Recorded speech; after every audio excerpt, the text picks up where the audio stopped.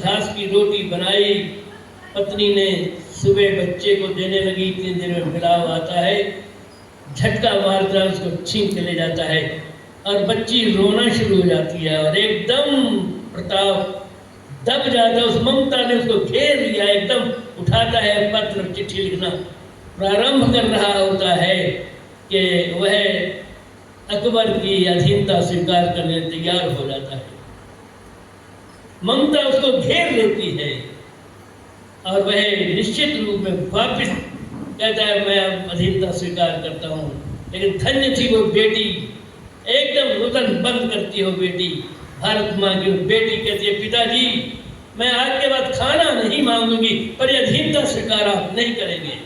ये था हमारी बच्चियों का उत्साह, वीरता बच्चियों। बहुत सरल है ये कहना कि पुत्र आपका बीमार पड़ा है। उन दिनों दवाई जाति की व्यवस्था भी नहीं होती थी, जहाँ वो रहते थे वहाँ निकट कोई डॉक्टर नहीं है और माँ रोकती है, पत्नी रोकती है। फिर जब वो पत्नी को कन्विंस कर लेता है, देखिए अगर मैं वहीं नहीं आ गया तो वहाँ जो लोग हैं वो इस्लाम मत को स्वीकार कर लेंगे। केवल धर्म परिवर्तन से केवल धर्म परिवर्तन नहीं होता, राष्ट्र परिवर्तन भी होता है। अशोक शर्मा जी हमारे बीच बैठे हैं, ये कई बार अपनी कविताओं में इस बात को कहते भी हैं।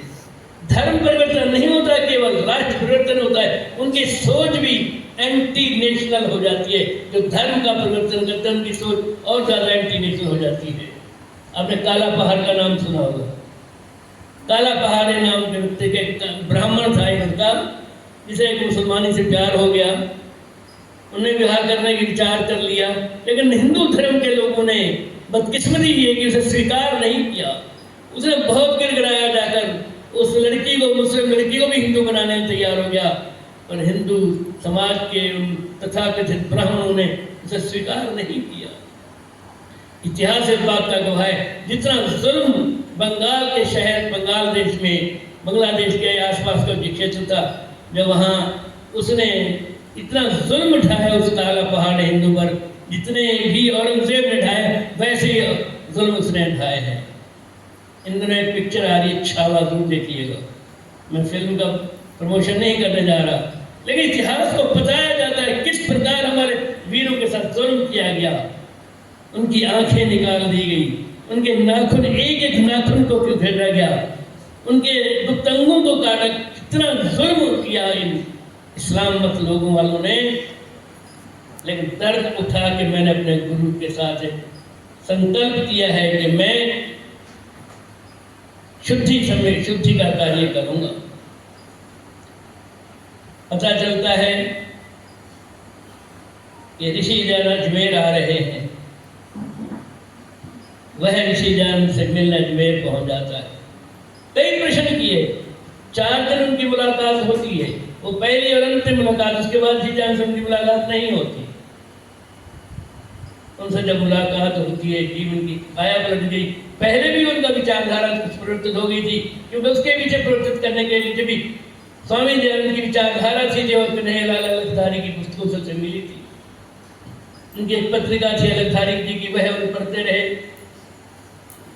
उससे ऋषि दयानंद के जीवन चरित्र को पढ़ा और उसके मन में आया कि उस व्यक्ति से मिलना चाहिए जिसके बारे में इतना कुछ लिखा जा रहा है।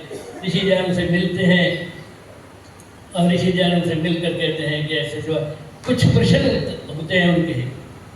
एक प्रश्न बहुत मजेदार था, कहना जी मुझे जैसे मैं एक प्रश्न को उत्तर चाहता हूँ ऋषि आपसे, उन्होंने कहा बताइए। कहने लगा ये बात है कि ये सूक्ष्म, ये व्यापक में व्यापक परमात्मा में परमात्मा कहाँ रहता है? परमात्मा में भी परमात्मा रह सकता है क्या? परमात्मा उन्होंने कहा जब सर्वव्यापक है, सूक्ष्म है, सूक्ष्म जितनी वस्तु अत्यधिक सूक्ष्म हो जिसमें रहेगा वो। इस प्रश्न का उत्तर मेरी समय नहीं आया। उन्होंने कहा एक पत्थर उठाया, कहने लगा बताओ इसमें मिट्टी है? कहते है। इसमें अग्नि है? कहता है। इसमें परमात्मा है? कि है। कहने लगा बताइए कैसे है? कहना सूक्ष्म से सूक्ष्म वस्तु जितनी सूक्ष्म होगी परमात्मा सूक्ष्म अति सूक्ष्म है। सिद्धांत की बात चर्चित होने लगी। कई और प्रश्न पूछे कि जीव और ब्रह्म में क्या भेद है। उन्होंने कहा ये यजुर्वेद का 40वां अध्याय पढ़ लीजिए, उसमें पूरी इसका वर्णन है।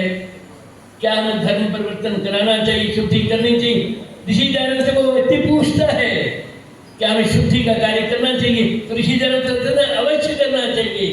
इन बिछड़ों को गले नहीं लगाओगे तो ये लोग और अधिक ज्यादा हानिकारक सिद्ध होंगे। पूरा जीवन इस आदमी ने पूरा का पूरा जीवन व्यतीत कर दिया कि भाई शुद्धि के कार्य के लिए। अभी घटना का वर्णन कर रहे थे कि वह ट्रेन रुकती नहीं थी, पायल चावा नाम का स्टेशन था, नहीं रुकती थी। अभी प्रधान जी जिक्र कर रहे थे कि वह उतर गया, उतरा नहीं, चलती ट्रेन से वो नीचे कूद गया। यूं शरीर के जो बिस्तर होता था पहले के, तो डॉक्टर साहब क्यों नहीं, पहले के जो विद्वान होते थे, मुझे मैंने अच्छी तरह देखा है पंडित शांति प्रकाश जी को, सिर पर एक थैला इधर एक थैला इधर और सिर पर वो कुछ और कपड़ों का एक गट्ठा, किताबों का गट्ठा लेकर अकेले पैदल चल रहे होते हैं। इन लोगों को वो जीवन था। एक बार की घटना है, कितनी शुद्धता थी उन लोगों में, हमारे विद्वानों में कितनी शुद्धता। धन की लालच नहीं थी बिल्कुल किसी प्रकार की, शुद्धता कितनी थी।